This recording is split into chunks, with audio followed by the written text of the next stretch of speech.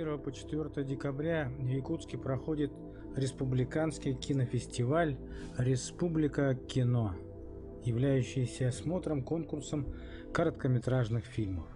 Основными целями фестиваля стали поощрение и развитие интереса к национальному кинематографу, раскрытие творческого потенциала и эстетическое воспитание молодежи. В первый день нам удалось взять небольшие, но содержательные интервью у московского кинокритика Егора Москвитина и известного якутского киносценариста Марии Находкиной, в чьем послужном списке более 10 известных полнометражных кинолент.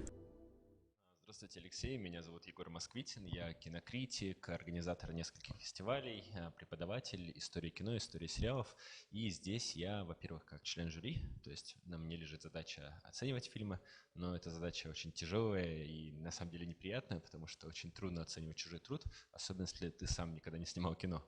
Вот, поэтому я такой критик, который чаще хвалит, чем ругает, и всегда как-то замирает перед чужим трудом.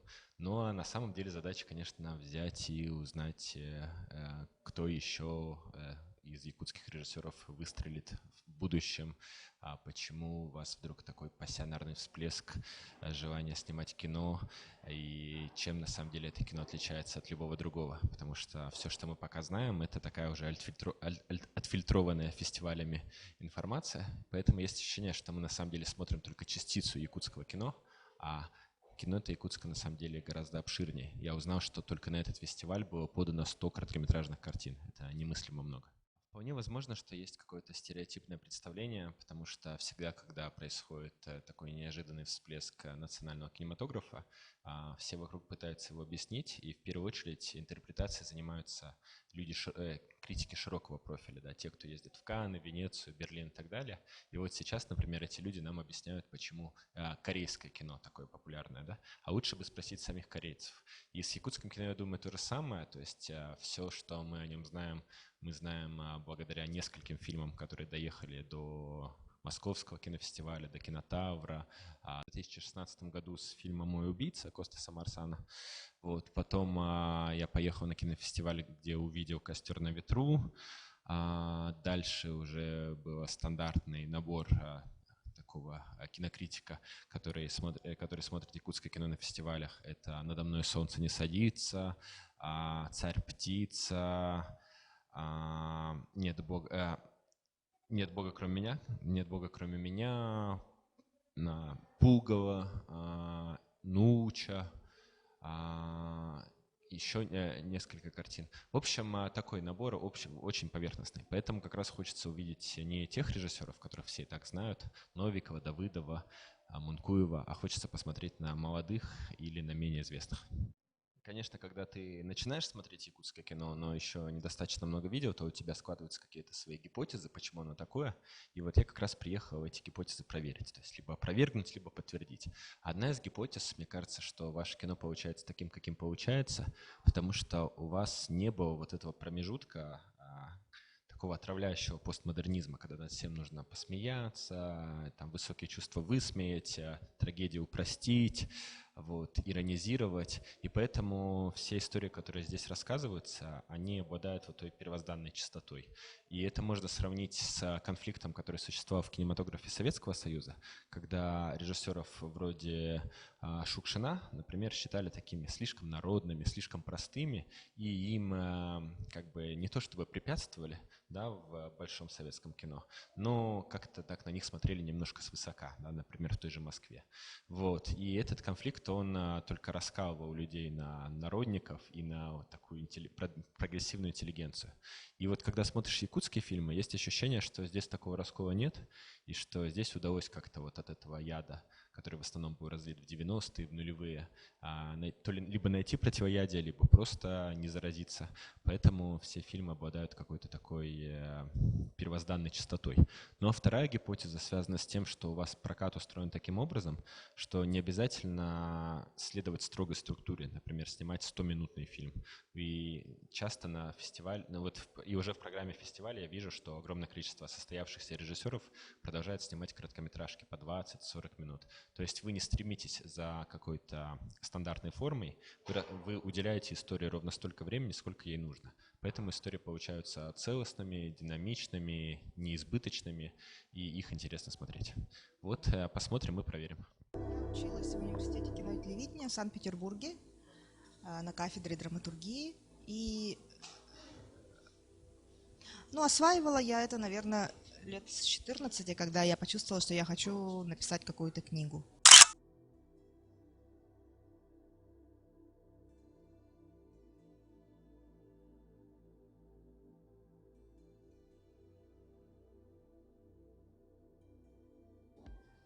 Я всегда мечтала о том, что моя работа будет связана со словом, со словесностью, с литературой, но я не думала, что это будет киносценарий. Просто я хотела писать что-то, и так вышло, что сейчас я пишу сценарий.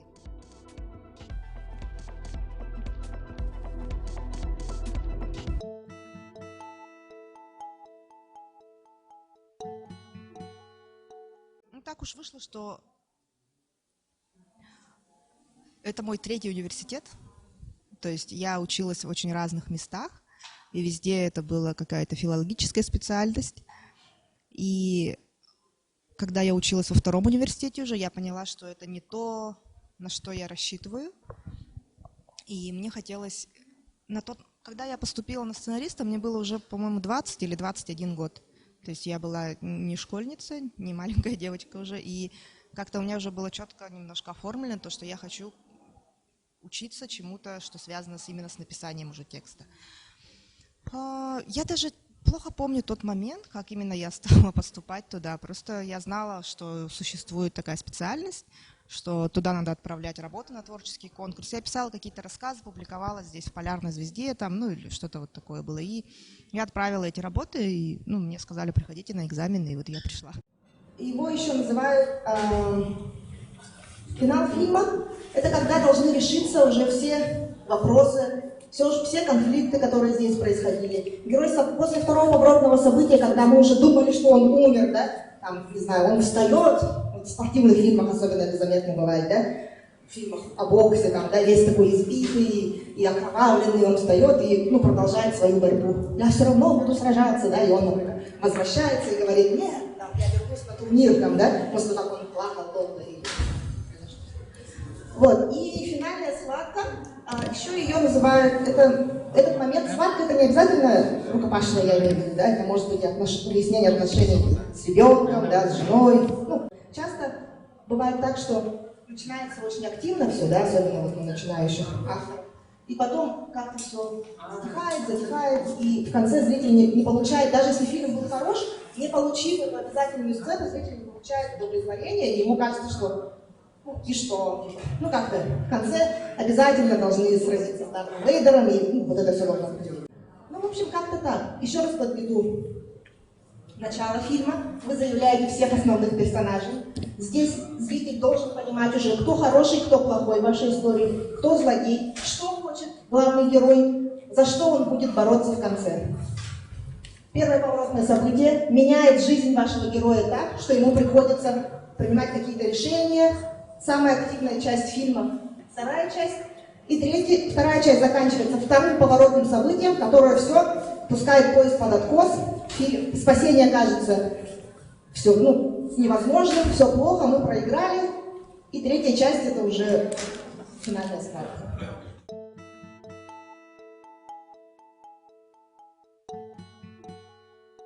Начинающим авторам всегда кажется, что это очень сложные вещи, что структура — это очень сложная вещь. Но на самом деле структуру никто не придумал специально. Она описана еще у Аристотеля в поэтике.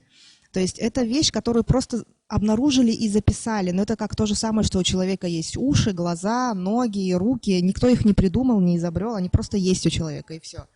И эта структура — это просто тоже описание того, что есть, никто ее специально не придумывал. И если подумать, любой интересный рассказ, он в эту структуру просто укладывается. Это способ привлечь, заинтересовать, удержать и удовлетворить зрителя или слушателя, или читателя, то есть человека, которому обращено это творчество. Поэтому кажется, что это сложно, вот это соблюдение всех правил, структура, хронометраж, но с опытом работы вы поймете, что она выходит сама собой. Так же, как вы не думаете же о том, что как надо двигать руками или ногами, там, да, ну, просто вы научились это делать и делаете. И просто она хороша, но тут не надо, вот, как сказать, зазнаваться, что ли, то, что я вот уже знаю, я точно. То есть, если у вас уже написан текст, не лишний, конечно, вы пишете уже не вспоминая структуре, само так получается, но когда он уже написан, хорошо бы его проверить по этой структуре, например. Везде ли у меня возникает конфликт, на какой минуте у меня произошла завязка, там, просто чтобы немножко подогнать под это. Ну, потому что эти правила надо соблюдать не потому, что они, кто-то будет проверять, соблюдал ты их или нет, да, просто ты можешь их не соблюдать, никто с тебя не спросит, но просто тогда, например, будет немножко скучно, если завязка произойдет на 40-й минуте, да, ближе к концу. А есть такие фильмы, да, замечали? Поэтому это правило, которое, это твой выбор. Если хочешь, делай по ним. Вот многие молодые ребята, которые сейчас пришли на мастер-класс и вот потом задавали вопросы, они вот, даже сейчас юноша подходил, он говорит, что нет, вот я хочу делать не так, я хочу делать, ну, как-то вот оригинально, хочу, чтобы было необычно там, да. И он говорит, ну, я запутался, и у меня дальше не получается. Ну, в том-то и дело, потому что научись сначала делать по структуре. Какие-то простейшие, это азы, это совершенно простые вещи на самом деле. Они скучно звучат, трудно, но они очень простые, если их делать. То есть, когда вы создаете сценарий, самое главное для вас создать не только героя. Мы все создаем героя легко, да? С героя, собственно, начинается обычно наша идея. Вот такой он герой, да? Не менее важно создать антагониста, враг нашего героя. Потому что если антагонист не будет соответствовать герою, ну, не произойдет никакой истории. Если нам не интересно, победит ли герой финальной схватки или нет, то весь фильм скучный. Ну, зачем нам смотреть, если против профессионального боксера дерется, не знаю, ребенок, да? Ну, как бы, понятно, что он выиграет. А вот если против Рокки, постаревшего любителя, выходит чемпион, потому что это враг, который явно сильнее его, нам уже интереснее становится.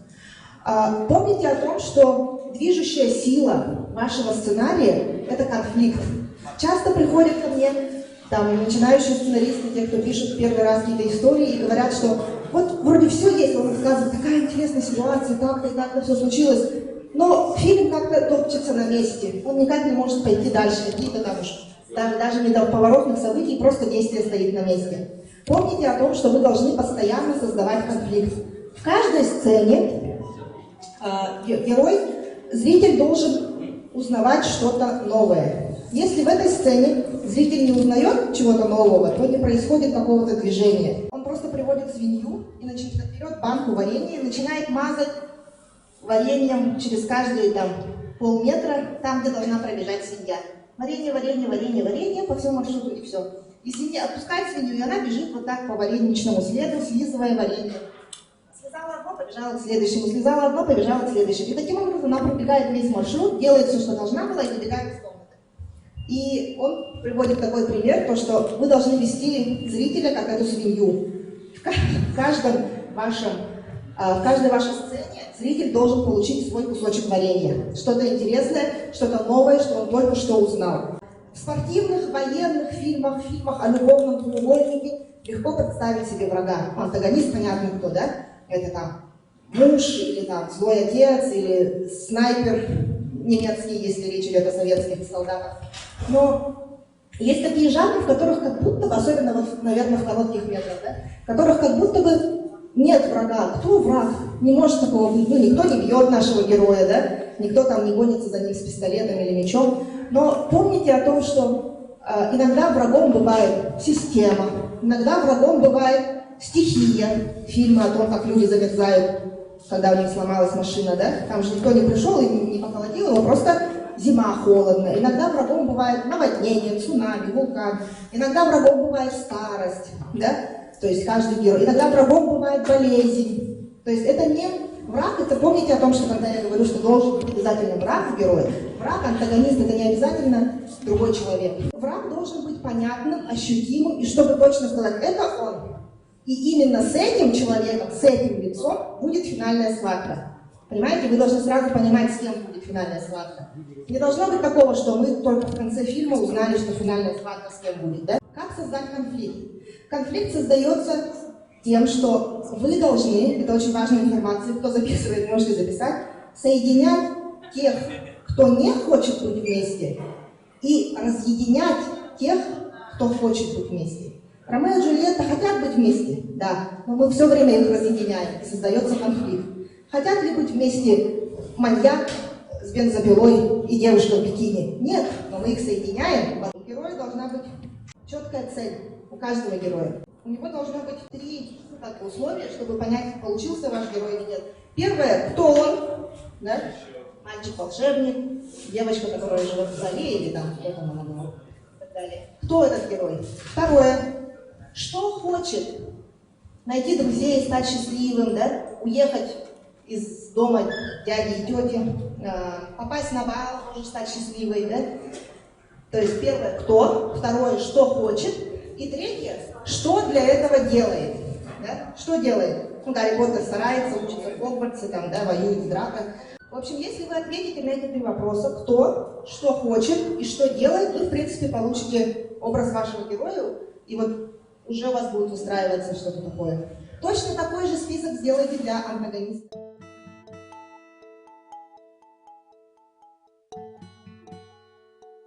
Это бесценные моменты, конечно, в нашей профессии, потому что, ну и первый раз, я помню, когда такое было, мой первый фильм был «Айола», и там был момент, где я, ну то есть это где-то в середине фильма я думала, что люди должны засмеяться, когда там персонаж Лаверного про Айола говорит там девочкам, это мой друг, и девочки, вай.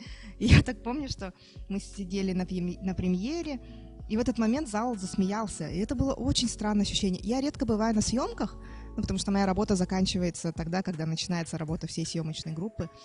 И всегда, когда иногда я приезжаю на съемки, ну, просто посмотреть, да, по-дружески, это бывает... До сих пор я работаю с 2012 года, и никак не могу привыкнуть к этому ощущению, что это просто что-то невероятное. Куча народу, 50 человек на площадке бегают, и все делают какие-то вещи, которые ты, сидя один дома, просто записывал там. Ну, это волшебство, это какая-то нематериальное вознаграждение в нашей работе, да. И то же самое потом, когда ты сидишь на премьере, и в какой-то момент люди смеются или пугаются, или они там растроганы, там они смотрят Кэрель и выходят и утирают слезы, и ты думаешь, боже мой, я тоже приложила к этому, как так? Ну, это волшебство, это самая главная цель, наверное, к которой мы стремимся.